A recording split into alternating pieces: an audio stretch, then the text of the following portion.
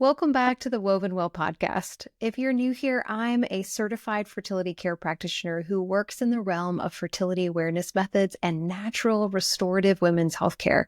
So I've been in this field for 8 years, a little bit more, and I'm pretty sure that at this point I've seen about everything.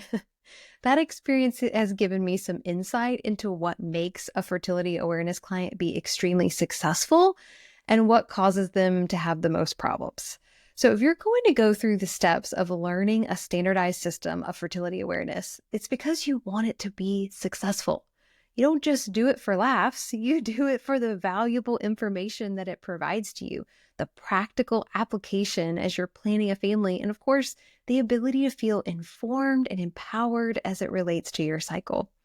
So to help you be as successful as possible, it's important to avoid the biggest mistakes.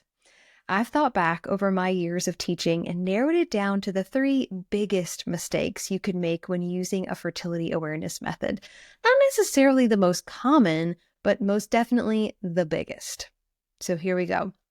Mistake number 1, you do it most of the time. So the key to fertility awareness is consistency. If you use it some days, but not others, or you do it most of the time, but not all the time, you're not going to get what you want out of it. Listen, I get that this is the hardest part of using a fertility awareness method in the first place. We hear all these rumors about it being ineffective. We read things about the calendar method and how many couples conceive while using it, the rhythm method, all those that you hear about that are so long ago, okay? But the modern evidence-based fertility awareness methods we're using now are not the methods of old.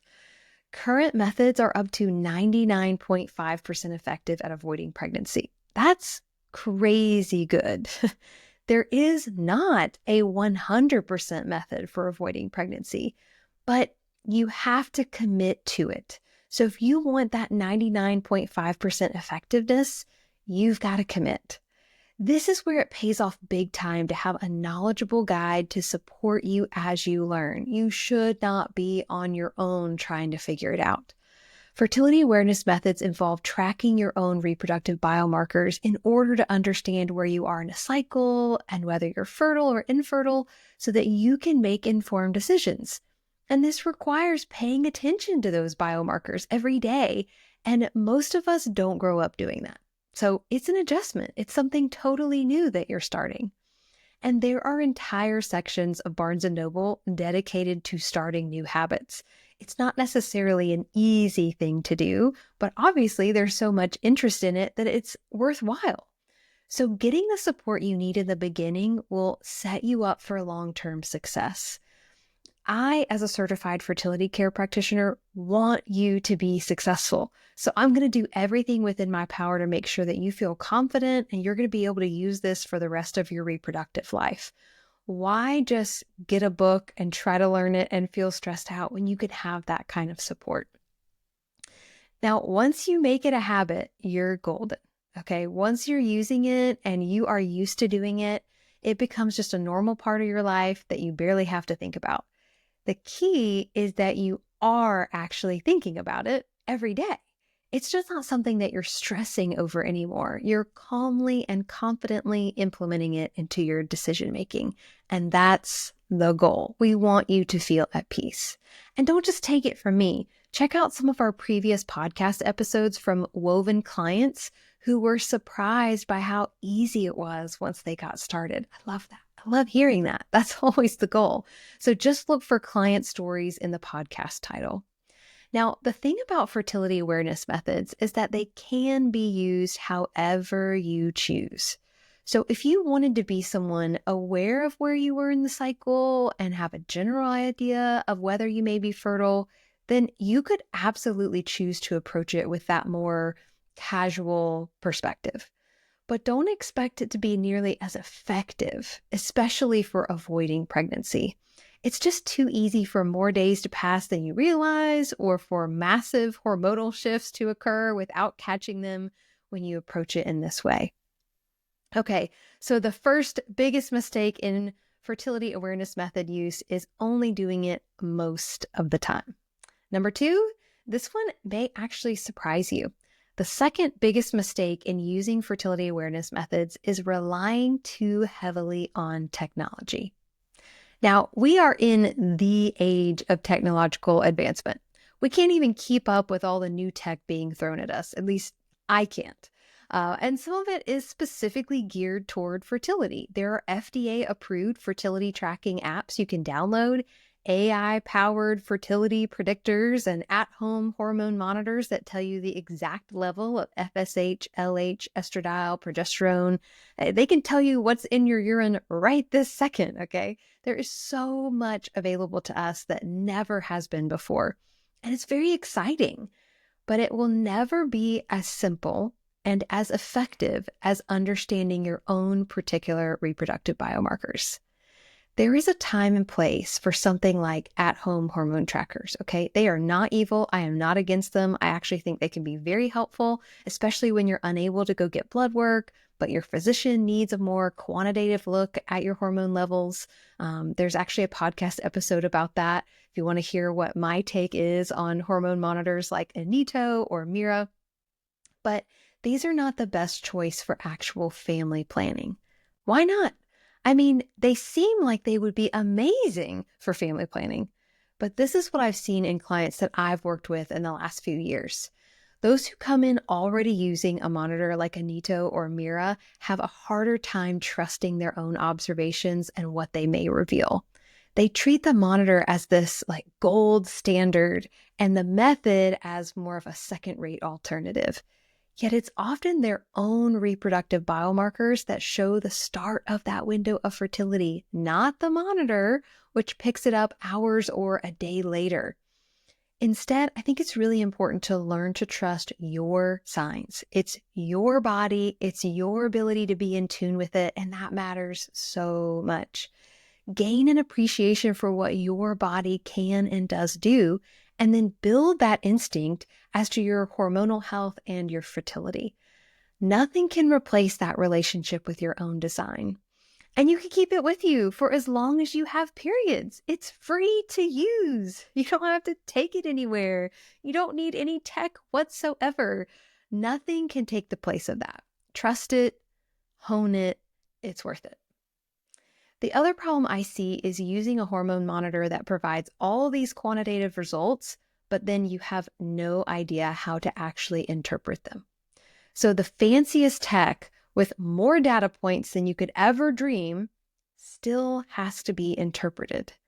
And yes, AI will do more and more of that if we allow it, but even AI anticipates regular or standard cycles. And guess what? Most women looking for answers in hormone monitors are doing so because they don't have regular cycles and they don't know why. So tech has a place. It's a great thing. We have more available to us now than ever before, but don't rely on it so much that you never really learn or trust your own body's signals. It's a big mistake. Real quick, before we get to the third mistake, if you appreciate this podcast and the content we produce here, will you take just a moment to give us a 5-star review on whatever platform you're listening with? It's hard to express just how much this impacts our show's ability to make it into the algorithm and be suggested to listeners like yourself who are looking for natural fertility solutions that honor their faith. It would mean the world to us. Thanks for thinking about doing it. All right, finally, the third biggest mistake you can make when using a fertility awareness method. You never pair it with a restorative reproductive medical professional trained in utilizing it. There are specialized fields that know how to use a woman's own reproductive biomarkers to diagnose and treat underlying conditions. The last 15 to 30 years have seen a huge increase in the amount of research being done on restorative ways to treat reproductive health issues. Approaches like NAPRO technology, fertility education and medical management, and neofertility study our reproductive biomarkers and how to know which diagnoses to investigate and how to treat them holistically and effectively. They've been able to develop really solid protocols for treatment while still honoring the individual person and their needs. This is restorative care, restoring the body to its most optimal functioning, if at all possible, instead of bypassing or suppressing the body's function altogether. Fertility awareness methods, especially one like the Creighton model system, are a wealth of data about your hormonal and reproductive health. Every single observation gives us another piece of the puzzle into the big picture. Every single day gives us insight. I'm really not exaggerating here. Both the big picture and the individual details are valuable and can be used by trained medical professionals. So to do all that work and have all that data, not get that individualized treatment, well, I think that's a big mistake. I can't speak for all the methods, but I do know that the Creighton model system is perfect for this. In fact, I was just talking with a nurse practitioner the other day about how to help her patients, and I mentioned that if there is a complex reproductive case, there is no better alternative than Creighton as a fertility awareness method, and I really do believe that. You don't need regular cycles or perfectly balanced hormones or easy cycles to use Creighton. You can have any type of cycle. You may not even be cycling. Creighton is the way to go. With NAPRO and Creighton charting, you can identify the cause of irregular cycles, including things like PCOS, thyroid issues, even if it's simply suboptimal. Okay, low progesterone, chronic endometritis, endometriosis suspicions, insulin resistance, early pregnancy loss. There are so many things that we can see when these two partner together. Of course, this is critical for those using it for family planning, and especially those who hope to conceive a pregnancy. The best time to identify reproductive health issues is before they cause problems. In an ideal world, we'd love to identify and treat some of those issues that cause early pregnancy loss so that you're less likely to experience that pain. But we've got to get in on the front side of this to really identify, diagnose, and treat those issues before it becomes a point of pain in our lives. It's also helpful when you're trying to conceive and it's just not happening. With a traditional OBGYN, they'll tell you to try for a year before they'll offer you a few rounds of Clomid or letrozole and then send you directly to an IVF clinic. Don't believe me? Ask any woman who has struggled with this in the last 5 years. What was her journey? What options was she given? This is just the norm in women's healthcare right now, but that is changing and we are a part of it. I'm so glad to be. Your choice to use a fertility awareness method shows that you're engaged and invested in your reproductive health. You value how your body works and you want to work with it, not against it. You want to feel the best you possibly can. You want your cycles to be healthy and as prepared for pregnancy as possible whenever that time may come. To miss out on utilizing that method to get those results feels like a big mistake. As a certified fertility care practitioner, I am just as invested in your use of Creighton, a fertility awareness method, as you are. I want you to be successful, and that's the minimum, okay? I want you to get amazing health care, heal and restore your body, and leave transformed by this process. I want you to feel empowered, confident, and peaceful, and that's what we're here for. So if you'd like to work with us or our team, the first step is to simply learn more by attending an introductory session. Check out the show notes for the link to register and learn more about what I think is the best model of fertility awareness, the Creighton model system. As always, thanks for listening as we continue to explore together what it means to be woven well.